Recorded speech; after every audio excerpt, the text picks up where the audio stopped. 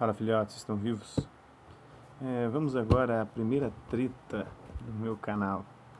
Um sujeito chamado Igor Capellari, ele foi lá e disse que eu tinha feito algumas afirmações, não sei se temerárias ou se equivocadas, acerca sobre os conceitos de juízos em Kant.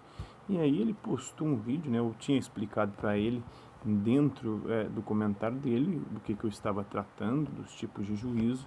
E aí ele foi e gravou um vídeo respondendo aos meus comentários e dando as justificativas dele. Então vamos lá, eu vou dar aqui a minha resposta a tudo que eu vi parte por parte, fui parando e fui anotando. Chegamos ao número de 24 anotações sobre o vídeo dele, né? Eu queria dizer que eu sou professor de filosofia, tenho graduação em filosofia, especialização em filosofia do direito, em ciências da religião. Dou aula, eu acho que eu, só de conhecimento e de contato com a filosofia, deve ter mais tempo do que ele de vida. Eu não sei se ele chega a ser maior de idade, mas eu tenho desde 2002 a 2019, ou seja, são 17 anos estudando filosofia. Eu tenho aqui em casa, ó, pra vocês verem, uma biblioteca com mais de 3.000 livros. Eu tenho a crítica da razão prática, eu tenho a crítica da razão pura, eu tenho a crítica do juízo, eu tenho a fundamentação da metafísica dos costumes, eu tenho o tratado sobre a paz perpétua, eu tenho uma biografia, eu tenho uma coleção Os Pensadores do Kant, uma biografia considerável sobre o autor em questão. E não estava falando bobagem, sabia muito bem o que eu estava falando, mas vamos lá, vamos responder a ponto por ponto do Igor Capellari. Primeiro, ele colocou a resposta A, filosoficamente incorreto. Não tem crase aí. É ou resposta ao filosoficamente correto, que seria ao canal filosoficamente correto, ou ao Pedro, que é o professor que grava os vídeos do canal filosoficamente incorreto. Então esse é o primeiro erro do seu vídeo. O segundo erro, filosoficamente não tem acento, né? Filosoficamente não tem acento em palavra alguma, você colocou no filosoficamente. Terceiro, Martin Claret não é autor, é a editora que editou o livro, seu Crítica da Razão Pura, que é a pior versão em português da obra de Kant. Tem críticas e mais críticas dessa tradução horrorosa, né? Eu tenho alguns livros da Martin Claret que eles lançaram uma coleção chamada Obra-Prima de Cada Autor. Eu tenho alguns livros dessa coleção, são horrorosos. É melhor você pegar ou a coleção Os Pensadores ou outra tradução que seja feita por algum doutor ou pós-doutor em Kant, como é da coleção Os Pensadores. Eu não sei onde está o meu livro aqui nessa confusão de livro, que é livro que não acaba mais aqui em casa. Ó. Tem livro aqui que você não imagina o tanto, até no teto. Lá.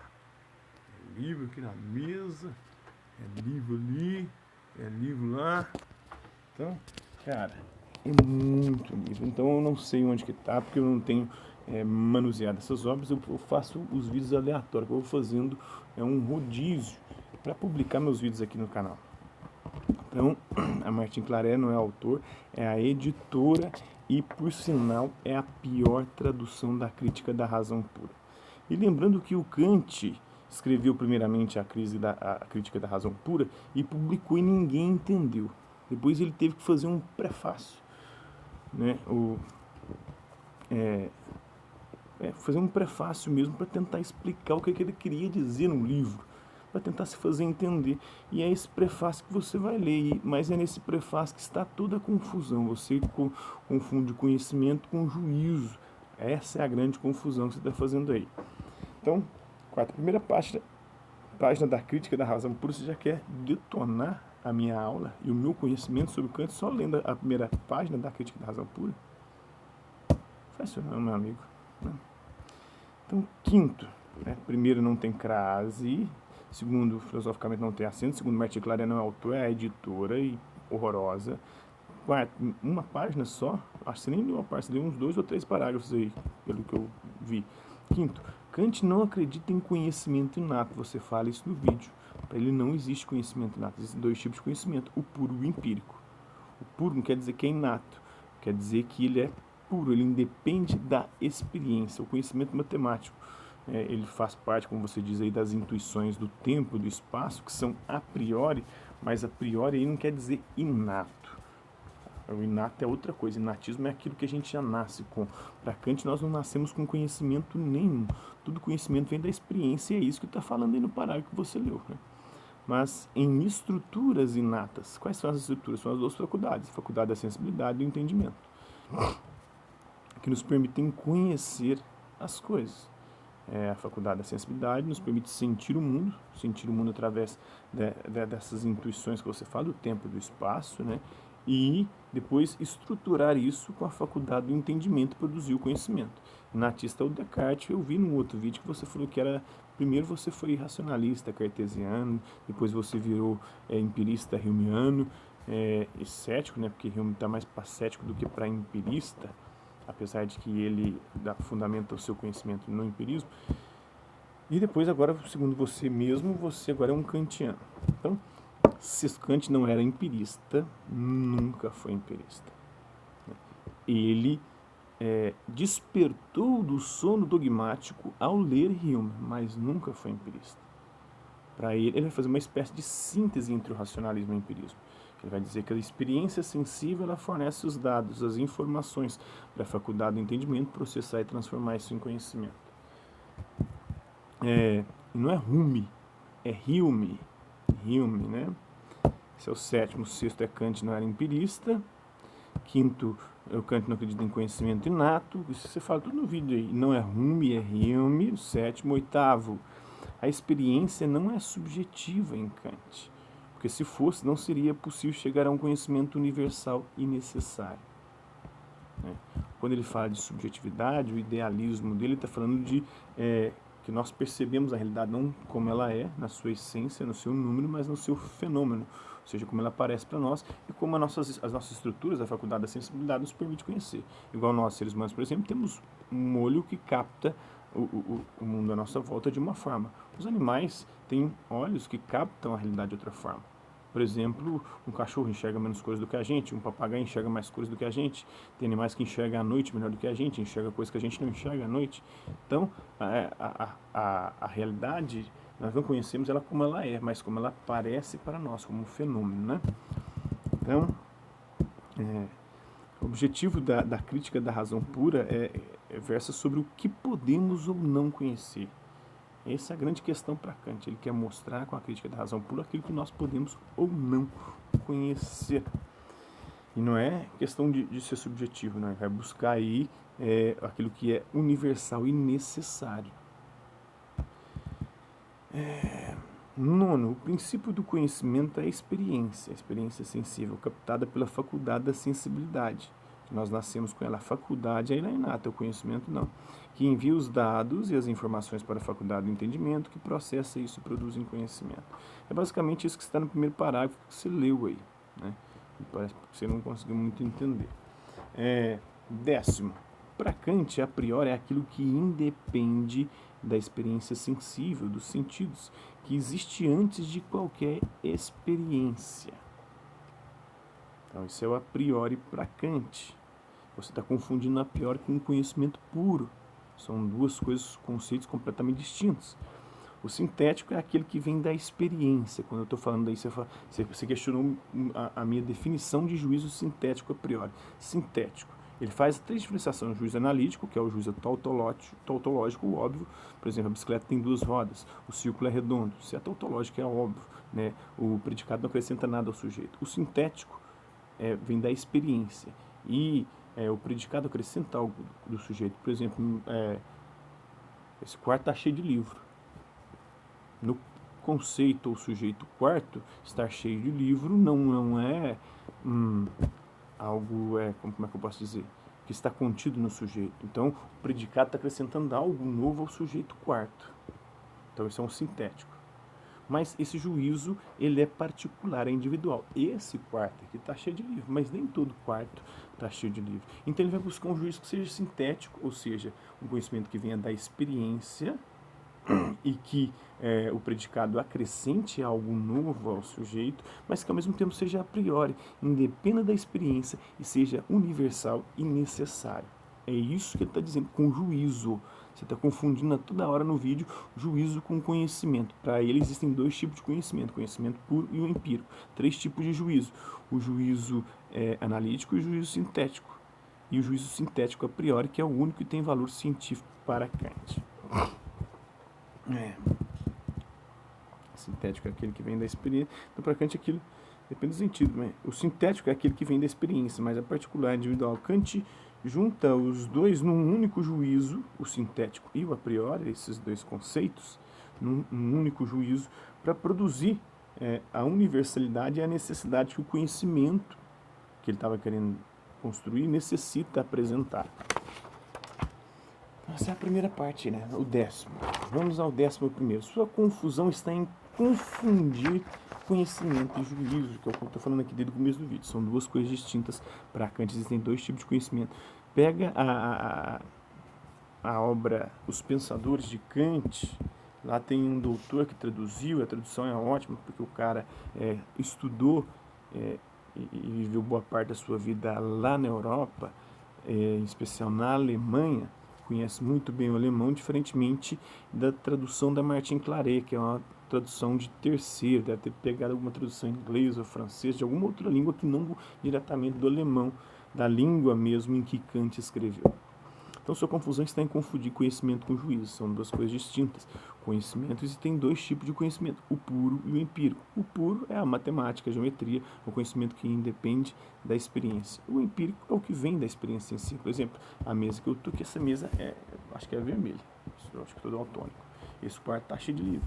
Então, isso é um conhecimento empírico, a partir da minha experiência sensível que eu estou percebendo isso. E juízo é outra coisa. Juízo é um julgamento acerca da realidade. Existem 3 tipos de juízo para Kant. Então, para Kant, existem 2 tipos de conhecimento, que é o puro e o empírico, e 3 tipos de juízo. O juízo analítico, o juízo sintético e o juízo sintético a priori. Eu estava versando lá e você questionou a minha noção de juízo sintético a priori. Você não conseguiu entender esse conceito e você o está confundindo no vídeo inteiro com conhecimento puro. A lei da gravidade é um juízo sintético a priori acerca da atração dos corpos. Juízo porque é um julgamento acerca da realidade. Sintético porque vem da experiência e acrescenta algo ao sujeito. E a priori porque independe da experiência. A lei da gravidade existe independentemente de eu a experimentar ou de eu a conhecer. Ela foi descoberta por Newton no século XVII, na transição do século XVII para o século XVIII. Antes disso não existia a lei da gravidade. Ninguém conhecia ela.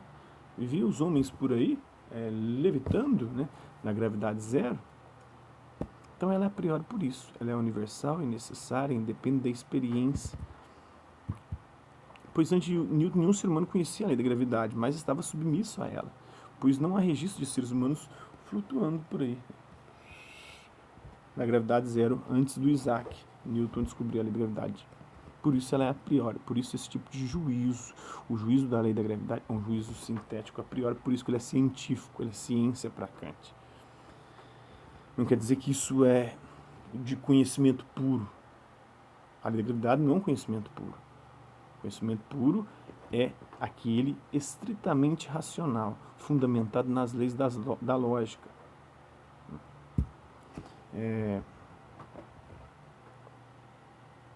Vamos lá. 13º. A casa só cai se eu fizer a experiência. Não estou entendendo essa coisa que você falou aí, não. A sua casa que caiu, né? Porque você não está conseguindo nem perceber tamanho a sua confusão aí com Kant, com a física, né? Não estou entendendo. Se eu não ver a casa caindo, ela não cai. Não estou entendendo o que você está querendo dizer. Porque o idealismo de Kant não é esse idealismo, não. Esse idealismo aí é o de Berkeley. Ser é ser percebido. Só aquilo que eu percebo existe. O que eu não percebo, eu não posso afirmar que existe. Kant não entra nessa viagem, não. Você está confundindo as bolas. A queda dos corpos é algo necessário em nosso planeta. E Galileu já havia estipulado tal lei, a lei da queda livre dos corpos, que depois foi melhor explicada pela teoria gravitacional do Newton. 14º. Quem está confundindo tudo é você. Você está falando que eu estou confundindo. Quem está confundindo é você, conhecimento com juízo, meu amigo. Com essa leitura rudimentar do prefácio aí que você está fazendo da crítica da razão pura. Né? A crítica da razão prática versa sobre ética, sobre comportamento. E não sobre conhecimento, né? Sobre como devemos agir. Não sobre epistemologia, sobre o que podemos ou não conhecer. Isso aí é na crítica da razão pura. 16º. No minuto 7º, você concorda comigo sem perceber sobre física. Depois discorda, de volta a discordar de novo. Não estou entendendo. Demonstra o seu grau de confusão. Ou você está querendo só tergiversar, ou só levantar polêmica, ou não sei. O que você está querendo fazer? Você está confundindo mesmo. 17º. Kant não fala de conhecimento a priori. Não fala em momento algum de conhecimento a priori. Não existe conhecimento a priori. Ele não é um inatista. Os inatistas é que acreditam em conhecimento a priori. Os inatistas. Kant não. Kant não é um inatista. Descartes era um inatista. Ok? Então, só puro e empírico. São dois tipos de conhecimento, segundo ele. A priori é o juízo. Juízo sintético a priori. Juízo e conhecimento são conceitos distintos em Kant. O quadrado de 90 graus é uma lei a priori da intuição espacial. Você falou aí no vídeo aí que era da intuição temporal. Não, é da intuição espacial, porque é da geometria esse conceito seu aí. Pois a geometria é um conhecimento acerca do espaço, não do tempo. 18º esse, né? O 19º, a priori são as estruturas. O inato são as estruturas. Nós já nascemos com as estruturas, que são a faculdade da sensibilidade e a faculdade do entendimento. Não conhecimento. Nós não nascemos com conhecimento nenhum. E não existe conhecimento a priori em Kant. Você está fazendo confusão aí.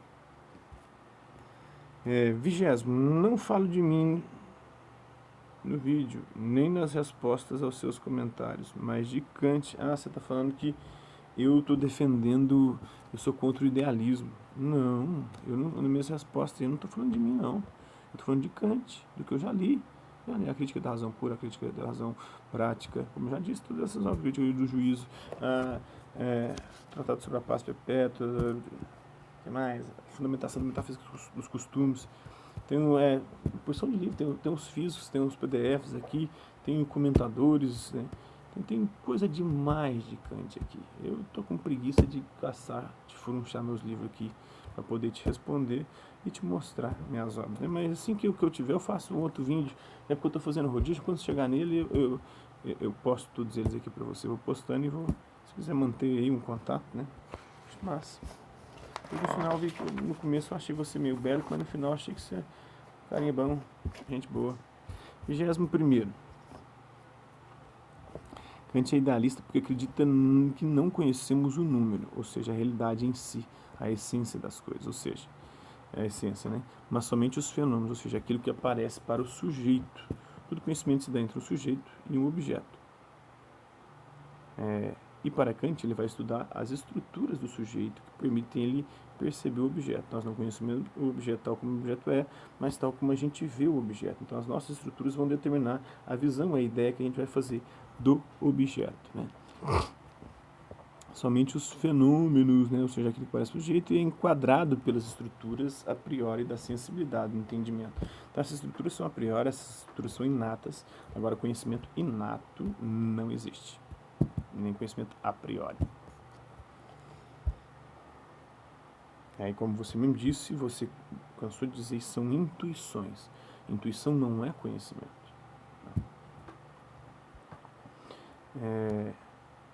22º. Enfim, acertou a intuição espaço, né, depois para se referir à geometria. Estamos versando sobre juízo, não sobre tipo de conhecimento. Aritmética e geometria são exemplos de conhecimento puro, não conhecimento a priori. Puro e a priori são duas coisas bem distintas. A priori é que independe da experiência, puro é que pode ser desenvolvido exclusivamente pela razão, pela nossa racionalidade, pela lógica racional. Então eu posso fazer as contas e toda a estrutura matemática está na minha mente, né? Ou está a minha razão, na minha racionalidade, estrutura matemática e geométrica. dentro das intuições de tempo e espaço que você cita aí no vídeo. Juízo é outra coisa, juízo é um julgamento acerca da realidade. 23ª, a lei da causalidade, causa e efeito, não casualidade. Você fala casualidade. Casualidade vem de casual, algo que é fortuito, algo que é acidental, algo que não é necessário. Causalidade ela é necessária, a causa e efeito, a relação. 24º, esse Kant determinista que você vai falar aí, em um certo momento do vídeo você falou que Kant era humeano. Agora, você falou que ele é um determinista. Se ele é um determinista, ele não é humeano. Porque o Hume dizia que se a causalidade fruto do costume, as nossas noções de causa e efeito, porque eu vejo fumaça que é fogo, porque por costume, por hábito, por ver a fumaça suceder o fogo, eu acho que tem uma relação necessária entre as duas coisas, fogo e fumaça, mas não tem, segundo Hume. As coisas não são necessárias, não é porque eu vejo o sol nascer todo dia que eu posso dizer que o sol vai nascer todo dia. Não é porque alguém pula de um prédio, cai, que eu vou dizer que todo mundo vai cair. Aí Hume está rompendo com o determinismo, com as leis da causalidade, enquanto Kant não. Kant concordo que ele tem uma visão determinista, mas ele não é humeano. Hume só o ajuda a despertar do sono dogmático. Então, basicamente, é isso aí. Acho que deu para que você possa me entender e descobrir aonde a gente está divergindo. Você está querendo dizer que só os conhecimentos da matemática, da aritmética e da geometria podem ser juízos sintéticos a priori, mas não é. O juízo sintético a priori é o juízo científico, que é o juízo da física, que vai envolver estruturas racionais e geométricas, mas também a experiência. Porque o sintético está relacionado com a experiência.